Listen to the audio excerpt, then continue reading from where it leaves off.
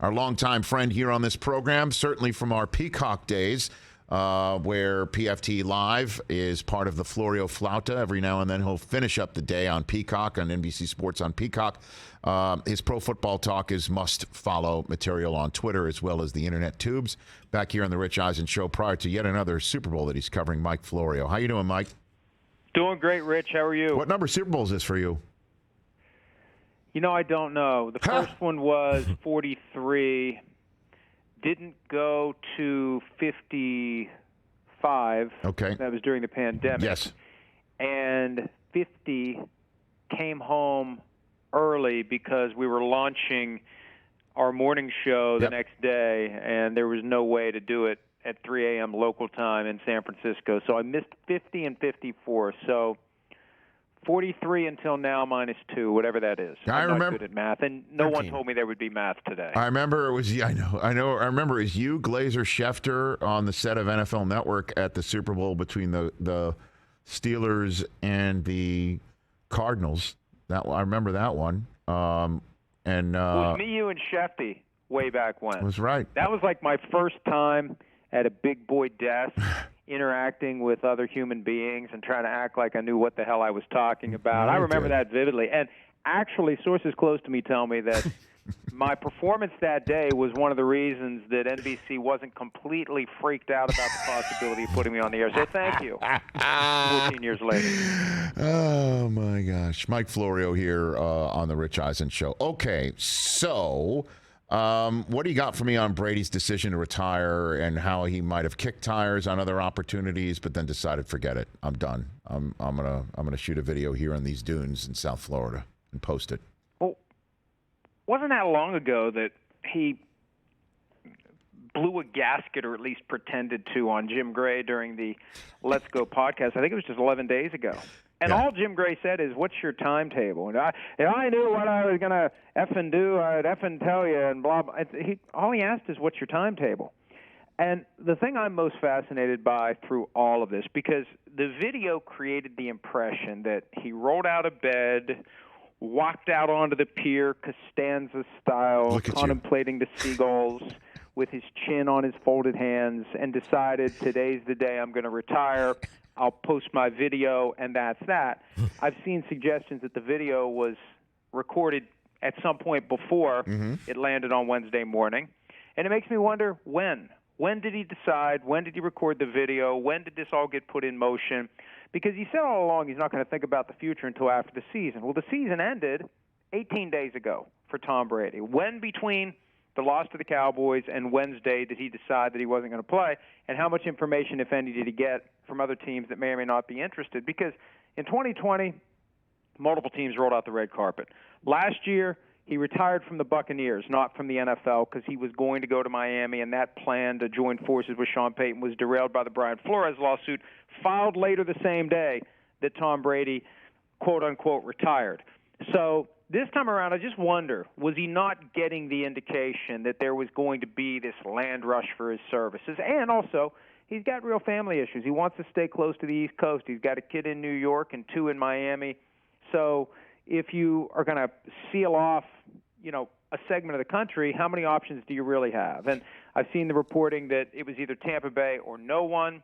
And where is Tampa Bay right now, really? Is there any belief that this team is going to be competitive next year with or without Tom Brady? So I think he just realized that it was time. And I wonder whether he's going to continue to feel that way. I think he believes it now, Rich.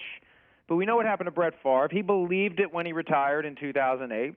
And then as the season approached, things changed. And you can't rule out that a human being is going to change his mind. We all change our minds from time to time. So I think a lot of people are just going to kind of watch this one and see if he truly is committed to it and if he stays committed to it. Well, of all the quarterback scenarios that I thought were affected by it the most, obviously San Francisco is one of them. And I just thought Miami now has the greatest emergency quarterback in the history of emergency quarterbacks sitting right in their area code, if something does happen with Tua again. But that said, part of it might have to do with what does Brady do next. Are you hearing, is he definitely going to Fox? Is he definitely, that's a heck of a contract. But Greg Olsen has crushed it. He is really proven to be an A-list analyst, worthy of the best games of whichever, package his network has for him. What are you hearing about Brady's next moves, Mike? Well, and one thing that I'm watching very carefully, will he redo his contract with the Bucs before March 15? As it stands, they're going to take a $35 million dead cap charge for 2023.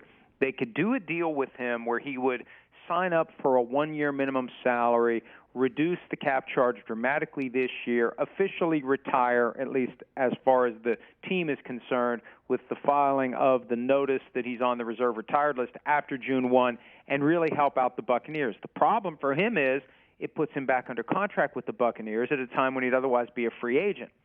And if he would have a change of heart, he'd have to deal with that.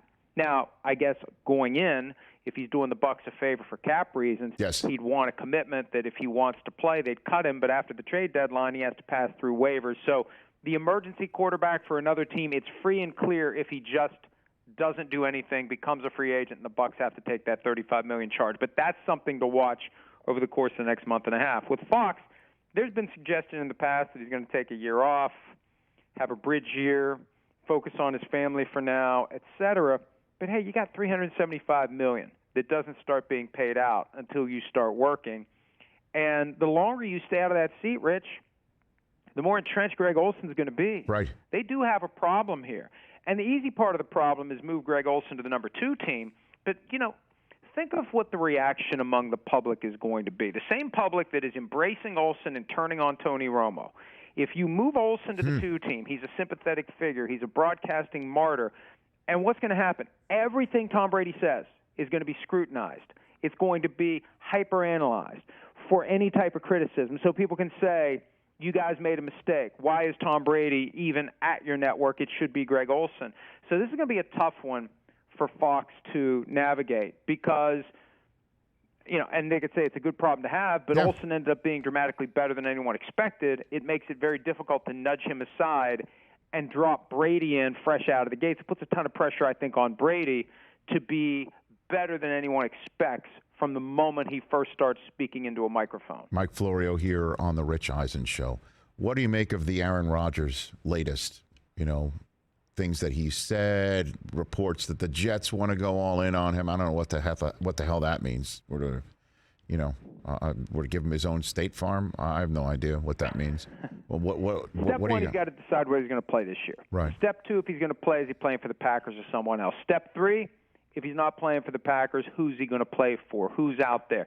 The dots are connected to the Jets because that's where Nathaniel Hackett now is as the offensive coordinator. And I firmly believe, Rich, last year when the Broncos hired Nathaniel Hackett, they thought they were getting Aaron Rodgers. And I don't think it's a coincidence that on the same day Rodgers announced he was staying with the Packers, the Broncos pivoted to Russell Wilson.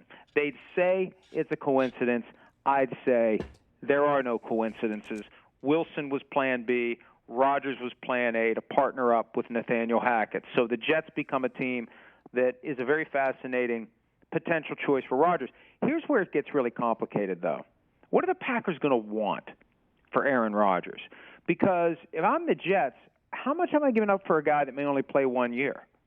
Am I giving up multiple first-round picks for a guy that's going to play 1 year? They got a fourth-round pick for Brett Favre under relatively similar circumstances 15 years ago. And it would have upgraded potentially to a first-round pick, but they didn't satisfy the triggers for it to get there. But I don't know that the Packers, if they do move on from Rodgers and if he decides to leave, I don't know that they should be expecting the same haul they would have gotten a couple of years ago or even as recently as a year ago. They're avoiding $60 million in fully guaranteed compensation, and they may be ready to move on to Jordan Love, who's sat on the bench the exact number of years that Rodgers sat on the bench before the Packers initiated their plan to nudge Favre out of town. So one key factor, I think, in all of this, if there's a trade to be done, I think the Packers need to be very reasonable about what they expect to get in exchange for Rodgers' contract. And so that's a huge domino, one would say, to fall if he says, I'm staying, or retires or gets traded. I mean, that is, with Brady retired, a huge piece of the quarterback carousel to spin. There's also Derek Carr, Mike Florio, and walk again everybody through the time frame here and the pressure points. There's a huge pressure point coming not next week, but the week after, right after the Super Bowl. This, new league year doesn't usually begin until middle of March, and that's the same thing this year. But this is going to have to play out almost right away as soon as the confetti gets picked up in Arizona. Walk me through the Derek Carr situation as it currently stands, please, if you don't mind. Before I do that, let me just add a quick PS Yes, to sir. the Aaron Rodgers situation. Yes. I'm sure you've discussed this, but I don't think Rodgers retires this year because the last thing he wants to be is bottom of the marquee, special guest Aaron Rodgers on Tom Brady Hall of Fame weekend, August of 2028. We discussed I guarantee you he doesn't want that. Yeah. That's the role that's been thrust onto J.J. Watt, unfortunately. But I don't think anybody with that level of achievement wants to be second fiddle to Tom Brady, and that's what Rodgers would be. So I think he keeps playing it for no reason other than that. That's the reason. Now, as for Carr, by the way, just real quick before you get to Carr, if I'm J.J. Watt, this is awesome, right? I mean, if I'm a GOAT defender, defensive pass rusher, why wouldn't you want to go in with Brady? Your family hangs with the Bradys, Brady and the families hang together. I mean, like that would be. If you're a quarterback, though, who wears the same number, that's a different story. Like that. I can see the whole GOAT by association with Brady, but still, Watt would have been big letters, top of the stack. Sure. It's his weekend. Yeah. And now it's Brady with special guest. I mean, anybody else is Robin to Brady's Batman in 2028. Yeah, that's true. And I guess Rodgers would be the Joker if he decides to retire, which makes me think he's just not. He's just not going to do it. He'll play another year, and I think he has $60 million. I know. For one more year of football. How do you say no to that? Apart from any of the vanity-based, I don't want to be the sidekick to Tom Brady on Hall of Fame weekend. But Carr, who doesn't have to worry about those issues, frankly, his catching a stray, but his situation is very simple. He did a contract last year that results in $40.4 million in compensation this year and part of next year, fully guaranteed if he's on the roster on Wednesday, February 15, the third day of the waiver period. So the only way the Raiders avoid owing him that money is to cut him before then. They could work out a trade, but the trade doesn't become official until the middle of March. And until then, you're running the risk of someone doing to Josh McDaniels what Josh McDaniels did to the Colts 5 years ago. In other words, waking up one day and saying, See ya. You know what, we don't want to do it. And there's no consequence. If a team would work out a trade for Derek Carr before the money vests, then the guarantees kick in. The Raiders are on the hook. Oh, but we're going to trade him to whoever, and then whoever says, and the perfect irony would be if it was the Colts, whoever says, sorry, we're not going to do it. So that's a big part of the risk, assuming they can even work out a trade. And, Rich, I don't think they're going to be able to work out a trade because Carr holds all the cards here. And he said last night he's not going to extend the deadline. Right. They've refused to let him work out his own deal. This clock is ticking toward February 15, Rich, and I think that at some point before then, Carr's going to make it clear to the Raiders he's not playing along. They either have to keep him and pay him or they have to cut him. Those are the two choices, and it's up to them. So if he's cut, and then can he sign with the team on the spot, right? I mean, does he have to wait for the new league year? It just becomes official at that point? His free agency period and the quarterback carousel on Derek Carr spins right away on February 15th, 16th? Is that what works? He gets a 1-month head start. Wow. Think about that. Why wouldn't you want that? That? Why wouldn't you want that? Of course. That's why you say cut me. I'm not extending. I saw someone suggest that it looks better for him if he's traded than if he's cut. Like Why? It saves face if he's traded. Are you kidding me? Yeah. Are you how petty can you be that you're going to cut off your nose to spite your face? His best play is to get cut. And look at it this way, Rich. Let's say there's a team out there that would take on the $40.4 million, which really, when you consider the salary cap in the quarterback market, that's not like some completely ridiculous amount. Over all of this year, like $32 million and change this year and $8 million next year, that's not well, we can't do it because that's what quarterbacks make now. But if there's a team that's willing to do it and willing to give the Raiders real value in exchange for Carr's going to get more than that amount if he's on the open market because it's a sliding scale. It's a balance when you trade for somebody. How much do we have to pay and how much do we have to give up? And the less we have to give up by way of draft pick compensation, the more we're able to pay. The more we have to pay, the less we want to give up. So if you have to give up nothing to get the guy and you're already willing to guarantee $40.4 million, you put him on the open market, and he works multiple different teams, he's presumably going to do better than $40.4 million. So if there is, any type of a bad look that comes from him being cut, his agent should be able to work the channels here and end up with an outcome where people say, oh, hey, he did even better than he was supposed to do. So there's no reason under the sun for Derek Carr to do anything other than say, pay me or cut me. Those are your options. I'm not agreeing to waive my no-trade clause.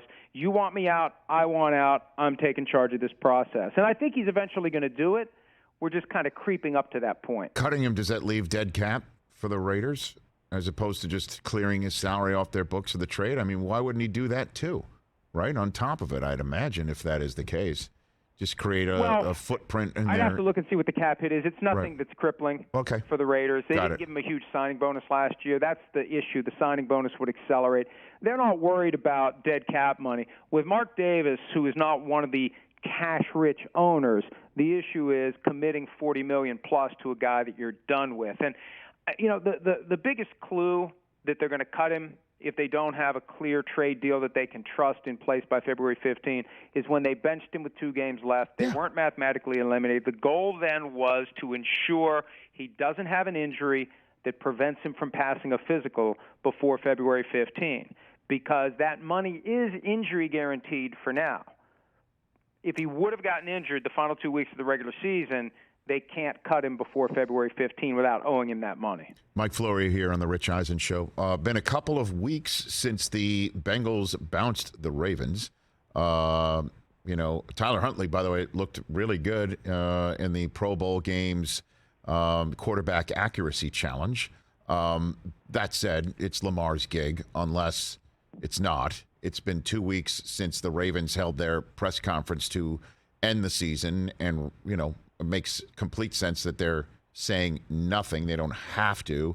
We'll see him at the Combine at the end of the month, beginning of March. What did happen, best you could tell, and what is happening with Lamar and the Ravens, Mike Florio? Rich, ESPN reported at the start of the regular season that Lamar Jackson had been offered $133 million fully guaranteed by the Ravens.